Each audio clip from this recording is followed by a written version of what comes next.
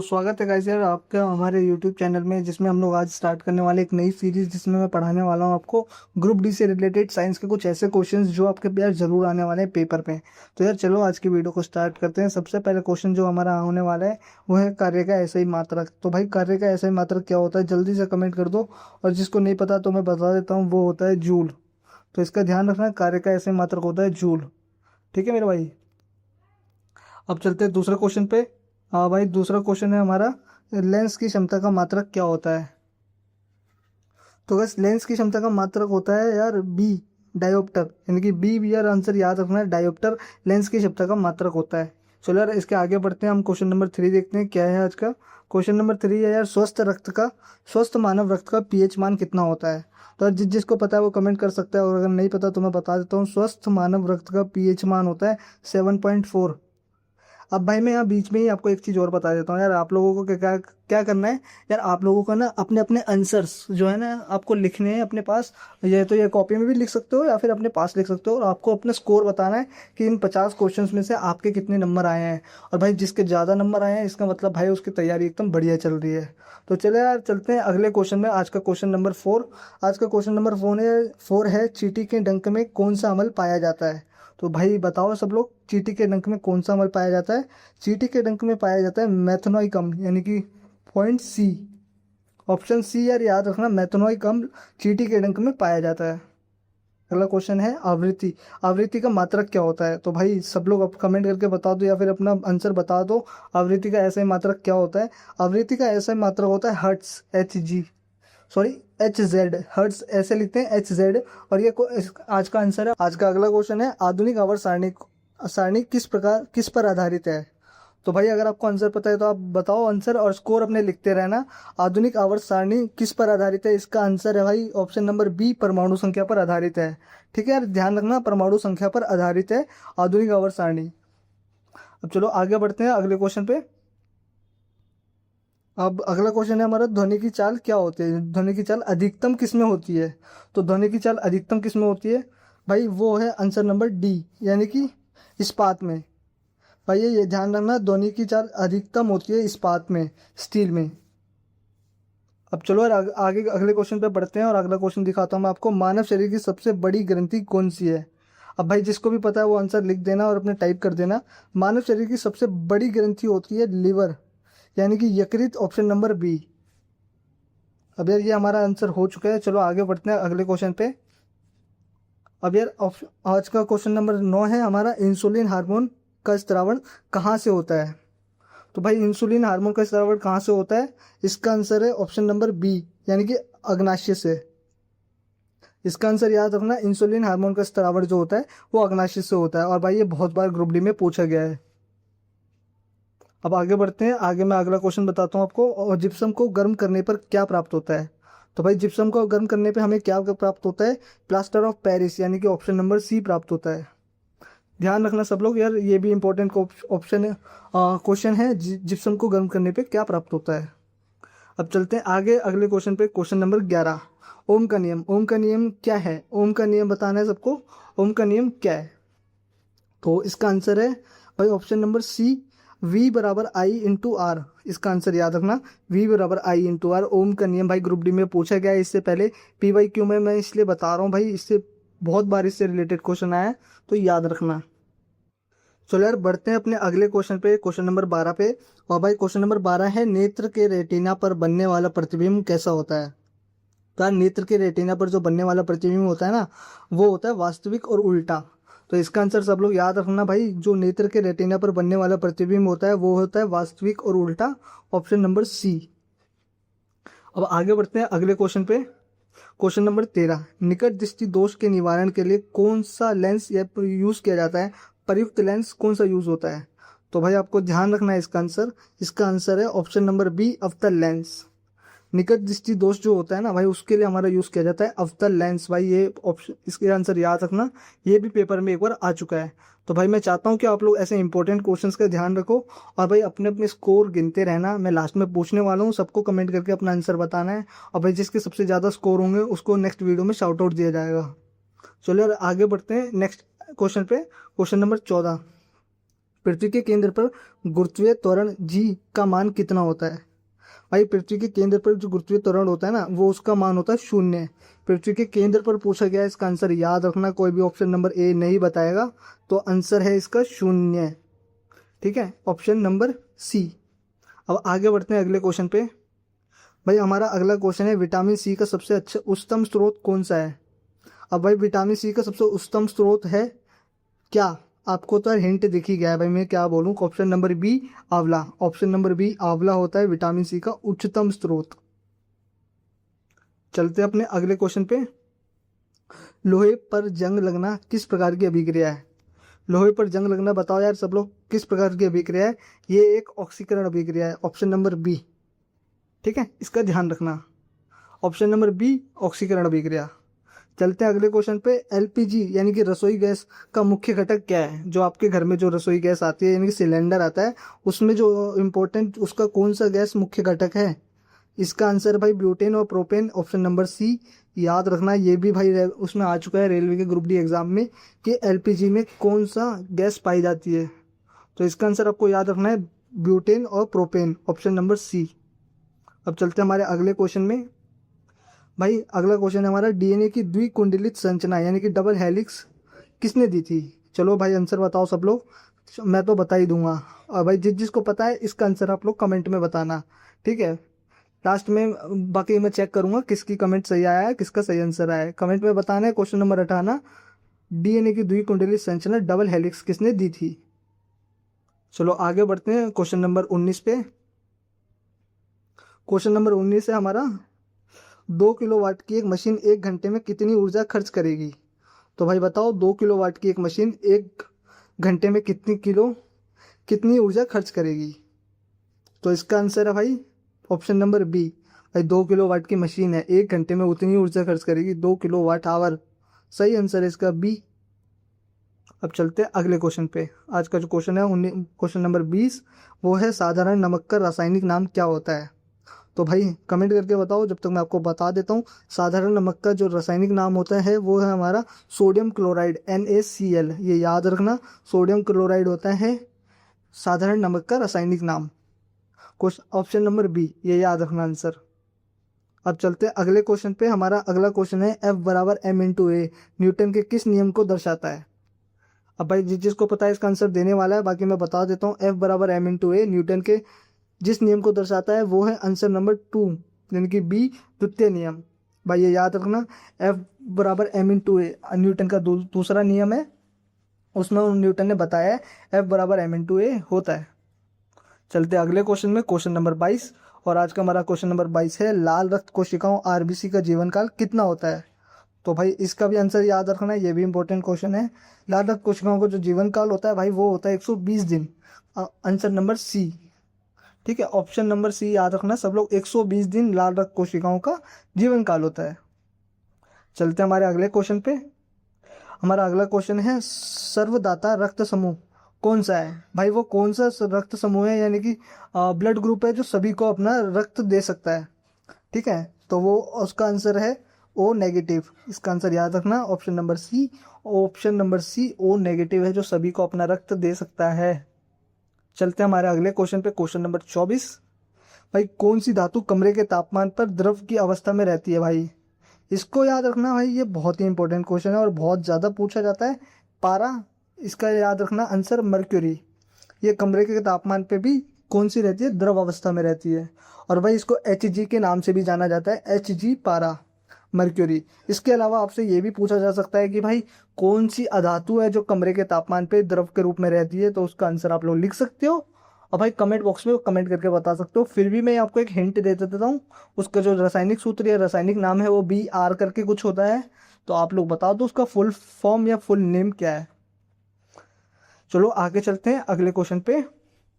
अगला क्वेश्चन जो हमारा होने वाला है वो है, किस धातु का गलनांक सर्वाधिक होता है? तो भाई इसका आंसर सबको याद रखना है, किस धातु का गलनांक सबसे अधिक होता है वो है ऑप्शन नंबर सी, टंगस्टन। भाई ये जो टंगस्टन होता है, ये जो होता है बल्ब के जो अंदर जो जो घूमता हुआ वो ब्लेड होता है, या फिर मैं कहूँ तार होता है, घुमा हुआ तार, वो टंगस्टन का बना होता है और वो इतना ज़्यादा मतलब ताकतवर होता है, मैं बोलूँगा उसके पास भाई कितना ही गर्म कर लो वो पिघलेगा नहीं। ये उसकी एक विशेषता है जिसको गलनांक कहा जाता है। ये सबसे ज़्यादा गलनांक किसका होता है? टंगस्टन का। चलो भाई आगे चलते हैं, अब मैं आपको अगला क्वेश्चन पे लेके जाता हूँ।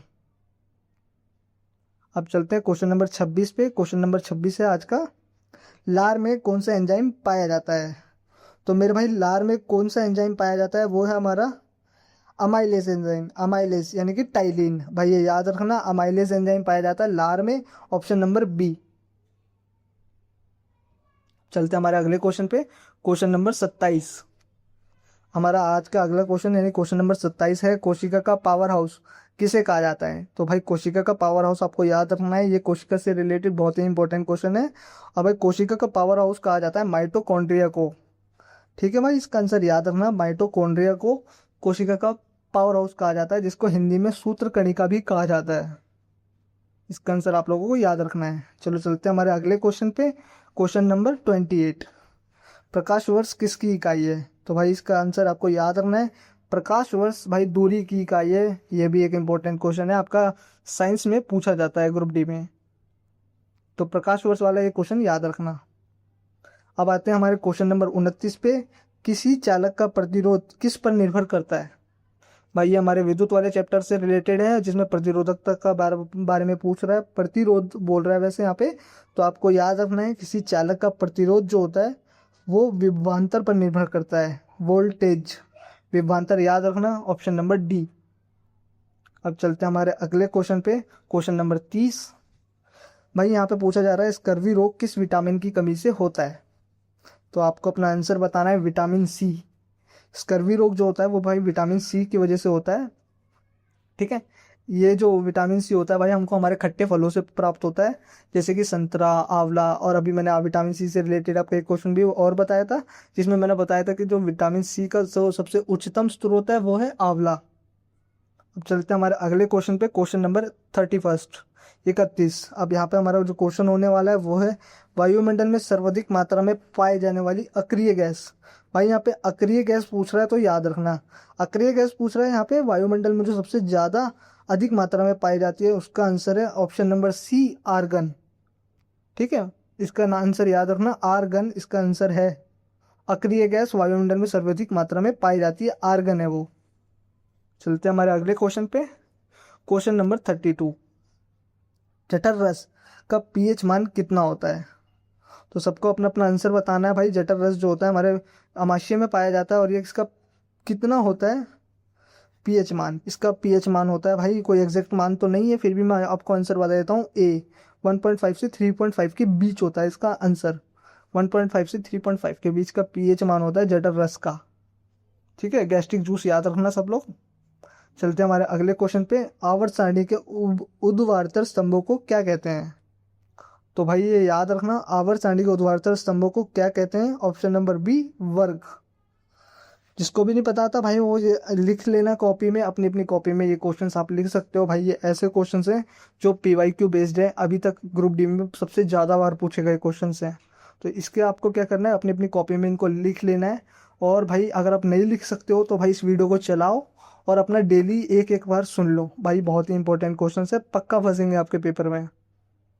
चलो चलते हैं आज की अगली क्वेश्चन पे। आज का जो हमारा अगला क्वेश्चन है उसका नाम है, प्रकृति में सबसे कठोर पदार्थ कौन सा है? आपको इसका अपना आंसर बताना है। इसका आंसर भाई हीरा। हीरा जो होता है प्रकृति का सबसे कठोर पदार्थ है, डायमंड। और ये किससे बना होता है? कार्बन से बना होता है हीरा। सब लोग आंसर याद रखेंगे। तो यार आगे बढ़ते हैं हम अपने अगले क्वेश्चन पे। हमारा जो आज का 35 क्वेश्चन होने वाला है वो है, एक्स किरण का आविष्कार किसने किया था? तो भाई आपको बताना है एक्स किरण का आविष्कार किसने किया था। तो जो एक्स किरण का आविष्कार किया था वो थे रॉयंटजेन, ऑप्शन नंबर बी। इसका आंसर याद रखना, ऑप्शन नंबर बी, रॉयंटजेन। चलो बढ़ते हैं अपने अगले क्वेश्चन पे, क्वेश्चन नंबर 36। और भाई हमारा क्वेश्चन नंबर 36 है, चंद्रमा पर किसी वस्तु का भार पृथ्वी के भार का कितना होता है? भाई इसका आंसर याद रखना है सभी को, सबसे ज़्यादा इंपॉर्टेंट क्वेश्चन है, पिछले साल इतनी बार पूछा गया था। और इसका आंसर है सी, 1/6। चंद्रमा पर किसी भी वस्तु का जो भार होता है ना वो पृथ्वी के भार का 1/6 होता है। पृथ्वी के भार का 1/6 है भाई, पृथ्वी के भार का 1/6 है। और अगर आपसे ये पूछ लिया जाए कि पृथ्वी पर किसी वस्तु का भार चंद्रमा के भार का कितना होता है, तो भाई वो 1/6 नहीं होगा, वो होगा आपका 6 गुना। ठीक है भाई, 6 गुना, याद रखना। बढ़ते हम अपने अगले क्वेश्चन पे। हमारा जो आज का अगला क्वेश्चन होने वाला है, रेडियोधर्मिता की ऐसा इकाई क्या है। रेडियोधर्मिता की ऐसा इकाई जो है भाई, वो है बैकेरल। ऑप्शन नंबर बी, ये लिख सकते हो भाई, ये इंपॉर्टेंट क्वेश्चन है। और भाई जिसको नहीं पता था वो लिख लेना, जो जो क्वेश्चन आपको नहीं समझ आ रहे, आपको कोई प्रॉब्लम आ रही है समझने में, तो आप कमेंट बॉक्स में कमेंट करके पूछ सकते हो। बाकी आप अपनी कॉपी में लिख लो भाई, ये क्वेश्चंस ऐसे हैं जो आपके जरूर आएंगे पेपर में। चलते हैं हमारे क्वेश्चन नंबर 38 की तरफ। क्वेश्चन नंबर 38 जो होने वाला है आज का, वो है नींबू में कौन सा अम्ल उपस्थित होता है। तो भाई नींबू में जो अम्ल पाया जाता है वो है सिट्रिक एसिड। ये ध्यान रखना, साइट्रिक एसिड या सिट्रिक एसिड भी बोल सकते हो। ऑप्शन नंबर सी नींबू में पाया जाता है। चलते हैं आगे अगले क्वेश्चन पे। आज का जो हमारा अगला क्वेश्चन होने वाला है वो है, मानव शरीर की सबसे छोटी हड्डी कौन सी होती है। तो मानव शरीर की जो सबसे छोटी हड्डी होती है वो होती है स्टेप्स। और भाई ये कहाँ पे पाई जाती है, ये हमारे कान में पाई जाती है।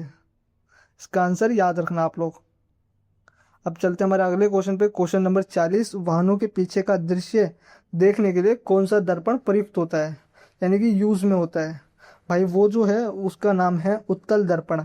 ऑप्शन नंबर सी, जो वाहनों के पीछे के दृश्य देखने के लिए हम यूज करते हैं, वाहनों में लगा होता है, वो होता है उत्तल दर्पण। चलो भाई, आज का जो आंसर हमारा नेक्स्ट क्वेश्चन होने वाला है, हम अगले क्वेश्चन पे बढ़ते हैं। और आज का जो अगला क्वेश्चन है हमारा, वो है उत्प्रेरक वह पदार्थ है। अब वो क्या है आपको बताना है, बाकी मैं आपको बता देता हूँ, आप अपने अपने क्वेश्चन का आंसर लिख सकते हो कमेंट बॉक्स में। भाई उत्प्रेरक जो होता है वो होता है अभिक्रिया की दर को परिवर्तित करता है। ठीक है, उत्प्रेरक वह पदार्थ है जो अभिक्रिया की दर को परिवर्तित करता है। Option number C. बढ़ते हैं हमारे अगले क्वेश्चन पे।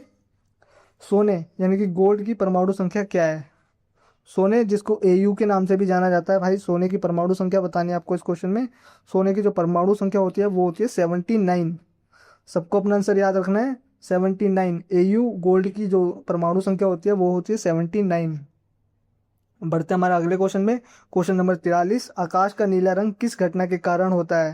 भाई आकाश का जो नीला रंग होता है वो होता है प्रकीर्णन घटना के कारण। Option number C. आप लोगों को अगर नहीं पता है तो ये लिख सकते हो, अब बाकी याद रखना। अब चलते हैं हमारे अगले क्वेश्चन की तरफ। क्वेश्चन नंबर 44 भाई, जो कि बहुत ही ज़्यादा इंपॉर्टेंट क्वेश्चन है आज की हमारी वीडियो में। भाई इसका जो ये क्वेश्चन है, ये इसका नाम मास्टर ग्रंथि किस ग्रंथि को कहा जाता है, इसमें ये पूछा जा रहा है। ठीक है, मास्टर ग्रंथि किस ग्रंथि को कहा जाता है। अगर आपने ग्रंथि और हार्मोन वाला चैप्टर पढ़ा होगा तो आपको पता होगा। तो जो मास्टर ग्रंथि होती है वो होती है पीयूष ग्रंथि। ठीक है भाई, इसका आंसर याद रखना, पीयूष ग्रंथि, ऑप्शन नंबर सी। बढ़ते हैं हमारे अगले क्वेश्चन की तरफ। क्वेश्चन नंबर 45 भाई, कीट के वैज्ञानिक अध्ययन को क्या कहते हैं। आपको इसका आंसर याद रखना है, कीट के वैज्ञानिक अध्ययन को कहते हैं, option number B, entomology. Entomology कीट के वैज्ञानिक अध्ययन को कहा जाता है। अब बढ़ते हैं हमारे अगले क्वेश्चन की तरफ। Question number 46। क्वेश्चन नंबर 46 में पूछा जा रहा है, प्रकाश के प्राथमिक रंग कौन से हैं। तो आपको अपना आंसर याद रखना है, ये भी भाई प्रकाश से रिलेटेड एक इंपॉर्टेंट क्वेश्चन है। लाल, हरा और नीला। बाकी मैंने हिंट दे दिया था, आपको फोटो में दिख रहा था, फिर भी आपको इसका आंसर याद रखना है। लाल, हरा और नीला प्रकाश के प्राथमिक रंग हैं। लाल, हरा और नीला, इतना याद रखना है आपको। बढ़ते हैं हमारे अगले क्वेश्चन की तरफ, और वो है आज का क्वेश्चन, मानव कान के लिए श्रव्य आवृत्ति क्या होती है, कितनी होती है। तो मानव कान के लिए जो श्रव्य आवृत्ति होती है वो होती है 20 से 20,000 हर्ट्ज के बीच। तो ये आंसर याद रखना, ना तो 20 हर्ट्ज से कम है, ना 20,000 हर्ट्ज से ज़्यादा है, क्योंकि 20 हर्ट्ज से कम भी नहीं सुन सकता है मानव, और ना ही 20,000 हर्ट्ज से ज़्यादा सुन सकता है। चलते हैं हम अगले क्वेश्चन पे। अगला क्वेश्चन देखते हैं। आज का हमारा अगला क्वेश्चन है विभवांतर की इकाई क्या है। विभवांतर यानी कि वोल्टेज की इकाई पूछा जा रहा है आपसे, ऐसा ही मात्रक पूछा जा रहा है। तो मैं बता देता हूँ, वोल्टेज की जो ऐसे ही मात्रक होती है वो होता है वोल्ट। ऑप्शन नंबर सी। इसका आंसर आपको याद रखना है, वोल्ट। विभवांतर वोल्टेज की जो इकाई होती है वो होती है वोल्ट। बढ़ते हैं हमारे अगले क्वेश्चन में। क्वेश्चन नंबर 49, और भाई इसका आंसर भी आपको याद रखना है, मुख्य ग्रीन हाउस गैस कौन सी है। ग्रीन हाउस गैसेज भाई मैं आपको बता देता हूँ, ऑप्शन नंबर सी है कार्बन डाइऑक्साइड। ये ग्रीन हाउस गैस है भाई जिसकी वजह से सब लोग परेशान हैं। मुख्य ग्रीन हाउस गैस है कार्बन डाइऑक्साइड। ये आंसर याद रखना आप लोग। चलते हैं हमारे अगले क्वेश्चन पे, क्वेश्चन नंबर 50, आज की क्लास का हमारा लास्ट क्वेश्चन। तो क्वेश्चन नंबर 50 आपको याद रखना है, कार्बन डेटिंग में कार्बन के किस समस्थानिक का प्रयोग किया जाता है। तो यहाँ पे कार्बन के समस्थानिक पूछा जा रहा है, और आपको कार्बन डेटिंग के लिए जिस समस्थानिक का प्रयोग किया जाता है उसका नाम है C14 यानी कि C14। कार्बन 14 का प्रयोग किया जाता है कार्बन डेटिंग में। कार्बन डेटिंग कहाँ यूज़ की जाती है? कार्बन डेटिंग यूज़ की जाती है जीवाश्मों की जो भाई एज एज को पता करने के लिए कि कितना पुराना है वो जीवाश्म। ठीक है, तो इस चीज़ का ध्यान रखना। तो आज की वीडियो भाई इतनी थी। तो भाई अगर आप हमारे चैनल पर नए हो तो चैनल को सब्सक्राइब कर सकते हो। मैं डेली ऐसी वीडियो लाने वाला हूँ जो आपके भाई ग्रुप डी के लिए बहुत ही ज़्यादा काम आने वाली है। भाई ग्रुप डी का आपका स्कोर इतना तगड़ा हो जाएगा ना, आप खुद बोलोगे रोज़ की आपके ऐसे 50 क्वेश्चन की प्रैक्टिस कराऊंगा। और अगर आप बोलोगे तो मैं 50 से लेके 100 भी कर दूंगा इन क्वेश्चंस की संख्या। तो भाई आपको कमेंट करने की देरी है। वीडियो आपको पसंद आई तो वीडियो को लाइक करना है। भाई यहाँ पे फालतू बातें नहीं की जाती हैं, केवल क्वेश्चन और आंसर पढ़ाई से रिलेटेड ही बात की जाती है। चलो यार, आज की वीडियो को यहीं ख़त्म करते हैं।